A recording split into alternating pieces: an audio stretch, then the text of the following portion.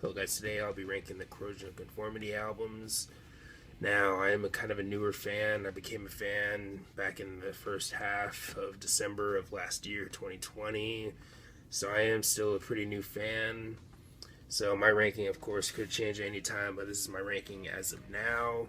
But yeah, I have heard all their albums in full, so yeah, I'll be going from worst to best. Keep in mind, this is just my personal ranking. You don't have to agree with it, but feel free to let me know your ranking in the comment section below. But anyways, let's go ahead and get started. So at the bottom, I have Eye for an Eye. Now, I know some people like this era or time in the band more than their later stuff or the more commercial stuff, and I get it and all, but I don't know. This album just doesn't grab me as much as their other albums. Tell Me is a pretty good song. That's probably my favorite track on the album, and the cover of Green Manalishi I think is not bad either. But yeah, overall, an album that just doesn't grip me as much as their other albums. But next we have the self-titled. Not bad, but an album that just doesn't really grab me all that much, but it's not bad. But same with the next album, IX. Again, not bad, but this period in the band just doesn't have the strongest replay value in general for me, but again, not bad. Then we move on to In the Arms of God. Some people might put this album a little bit higher, maybe, but for me, it is closer to the bottom or closer to the middle, but I do like the album. I mean, some of my favorites are Stonebreaker and World on Fire, Paranoid, Opioid, I think is a decent track too. But yeah, the album does have its share of highlights, but it's never been one of my personal favorites though, but that could change any time though. This is my ranking as of now, and my ranking again could change any time, but for now, this is where the album is placed for me. But next we have Animosity. Of their more hardcore or punky era of the albums of that time in the band, this one's probably my favorite. I do like it more than Technocracy and Eye for an Eye. Now those two releases I think are good. I like them, but I wouldn't say that I love them as much as this album. But some of my favorites are Lost for Words. I do like the title track. Holier I think is pretty good too. But yeah, this album overall I think is a pretty enjoyable listen, but it's not my favorite from the band. But then we move on to No Cross, No Crown. Honestly, I'm still unsure if I like this album or Animosity more. They kind of go back and forth. I'm still unsure, to be honest, but I think this album was a great return for the band, and I think the singles on this album are pretty dang good. But I mean, when you get to the deep cuts, there was some pretty good stuff, but there's also stuff such as towards the second half that kind of feels kind of meh to me, or just the album in general kind of overstays its welcome a little bit. But it does have its share of highlights though. But the Luddite, if I pronounced that correctly, maybe my favorite track on the album. I know it was one of the singles, but that song is definitely a jam, and the riffs are just really good in that song. But yeah, overall, pretty good album. Not my favorite from the band, but definitely a great return for the band again.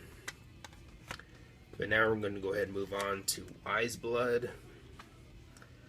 One of the pretty heavy album, and some of my favorites on the album are King of the Rotten, Wise Blood, and Man or Ash, and Drowning in a Daydream. Those are probably some of my favorites on the album, but the album to me has some pretty good deep cuts. Long Whip / Big America is another song that I really enjoy from the album.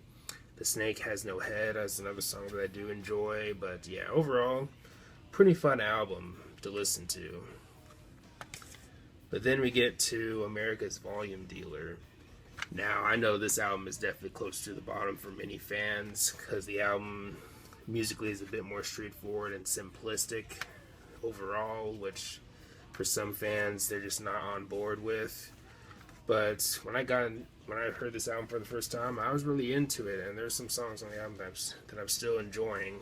Now I would say that the first half is maybe a bit stronger than the second half, but the second half does some stuff that I do really enjoy. 13 Angels, I think, is kind of an underrated song. Definitely one of the highlights on the album.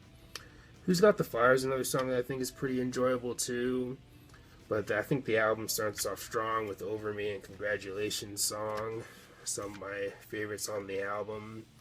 Stare Too Long sounds kind of throwback a little bit to like the 70s a little bit, like Lynyrd Skynyrd, that type of stuff.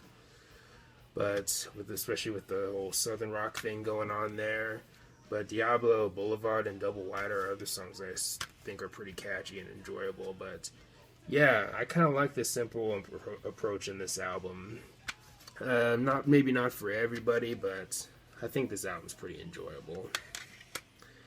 But now we're going to go ahead and move on to Deliverance. For some people, this album goes at the top easily for them, but I think it's one of their best, but it's my second favorite ultimately at the end of the day. But still a pretty good album, of course, definitely, again, one of their best. Have many great tracks on here, like Heaven's Not Overflowing, which I think is maybe one of their best songs. You have the hit singles, Albatross and Clean My Ruins, which are also really good and still hold up. Broken Man, which is probably one of my favorite Corrosion and Conformity songs. Absolutely love that one. You also have Shelter and the title track, which are also pretty good too. Definitely has some of their best work for sure, and definitely cited as one of their best for a reason. Finally, at the top, I have Blind. Not gonna lie, I really enjoy Carl's vocals on this album, and I wish they would have done more with him, to be honest. Now, don't get me wrong, I do like Pepper, I do really like his voice, but I think Carl was a pretty good vocalist on this album. I thought he did a pretty solid job. His energy and his voice, I enjoyed him, and I thought he was a pretty good vocalist again. But some of my favorites on the album are probably Damn for All Time. Dance of the Dead is another highlight for me. Vote with the Bullet was the song that got me into the band. I like the heaviness of that track. The effects on the vocals are maybe not for everybody, but I don't mind them personally.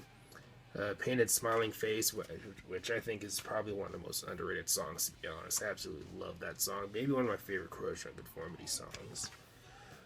Maybe same with Buried too. I really like that song. Break the Circle. There's a lot of great deep cuts in this album. Now you get to close to maybe the second half, which is maybe not as strong, but again does have some stuff that I do like White Noise, for example. But yeah, definitely my personal favorite album from the band. But anyways, that's my ranking. Let me know your thoughts on my ranking. Are there placements that you agree or disagree with, and all that good stuff. But anyways, thanks for watching. Please leave a comment, like, subscribe. Have a nice day, and take care.